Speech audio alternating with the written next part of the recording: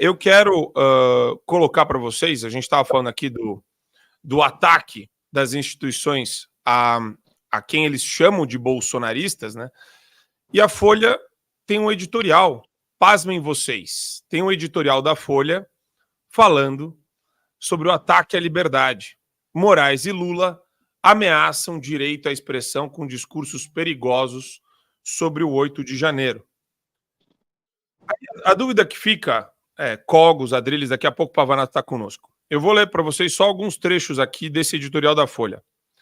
Quando um evento destinado a celebrar o vigor da democracia é aproveitado para uma tentativa de impulsionar uma controversa pauta legislativa, e pior, com manifestação de um ministro do Supremo Tribunal Federal, sem o comedimento que se espera de um magistrado, Alexandre de Moraes, também presidente do TSE, usou seu discurso para defender em termos hiperbólicos o endurecimento da regulamentação da internet.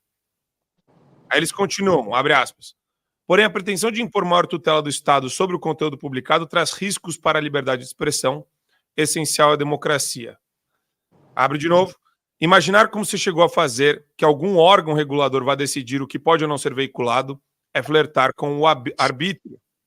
Nos regimes democráticos, cabe apenas à justiça punir os responsáveis pela divulgação de conteúdo julgado ilegal, após o devido processo, com espaço para acusação e defesa.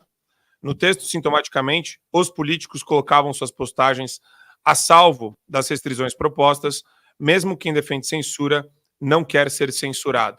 Pois é, a gente está fazendo o jogo da esquerda, mas não tem jeito de não fazer, sabe por quê? Isso não é esquizofrenia calculada, Marco Antônio, isso é oportunismo. É um pouco de burrice da esquerda, realmente. Quando você se estabelece a censura, você calcula a censura para os seus inimigos dentro de um quadro ditatorial de esquerda, mas não percebe que essa censura vai se voltar contra você. Por quê?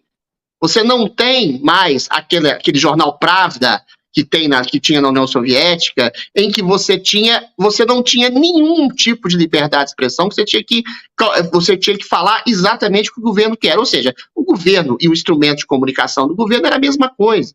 Hoje você tem, em tese, em princípio, uma imprensa livre, a despeito de ter militantes de comunicação ideológica que saem das faculdades de comunicação. Mas você tem ainda uma divisão entre uma direita liberal limpinha, tipo, sei lá, Diogo Mainardi, Mário Sabino, o Reinaldo Azevedo nem tanto, que virou petista total, e outras pessoas. Mas quando você tem uma ditadura que, como diz o filósofo Emílio Surita, não tem ombro e vai penetrando em todas as áreas da comunicação, das instituições, das universidades, de todas as instituições brasileiras, você começa a se assustar.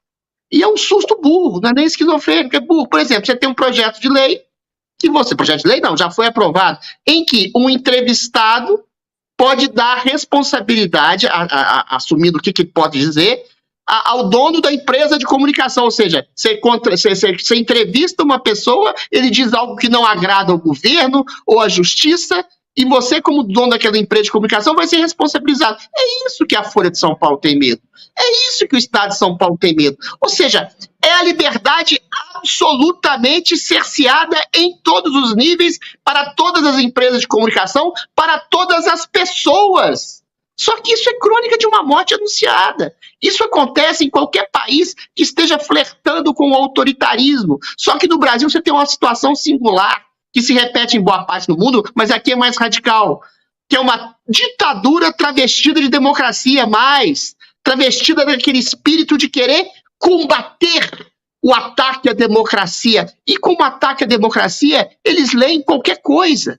Qualquer coisa. Se eu falar que contra a liberação do tráfico de drogas, eu estou atacando o Estado Democrático de Direito. Se eu falar contra o STF legislar em relação ao aborto, eu estou atacando o Estado Democrático de Direito. Se eu falar contra a calva reluzente do Alexandre de Moraes, eu estou desrespeitando o ministro que faz parte do Estado Democrático de Direito. Ou seja, qualquer coisa vira ataque ao Estado Democrático de Direito, e a Folha de São Paulo, embora burra, embora idiopata, ela entende isso. Se eu não posso dizer nada que vira uma limitação à liberdade de expressão, então eu vou acabar.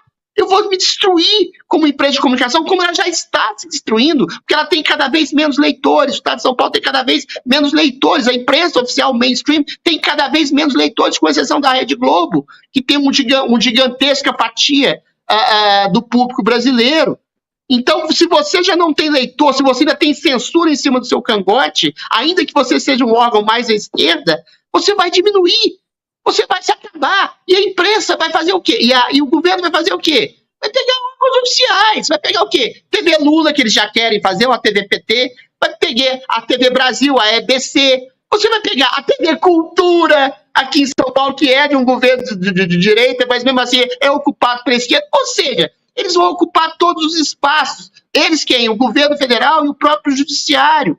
Porque eles vão prescindir dessa máquina de manobra que é a imprensa oficial, que um dia serviu aos propósitos deles, mas hoje não interessa mais. E se reclamar, vai preso. Se reclamar, vai processado. Se reclamar, é censurado. Então não é só uma esquizofrenia, é burrice. É burrice mesmo. Porque eles não sabiam, quer dizer, ou fingiam não saber que essa censura ia entrar na cabeça deles, que é o processo revolucionário de todo o governo de esquerda. E agora você não tem só um governo de esquerda, você tem um judiciário de esquerda que promove perseguição, prisão e censura. Assine o Fio Diário. Assim você vai ter acesso integral ao programa completo Adriles sobre tudo, além de outros diversos programas na nossa plataforma. Assine aí.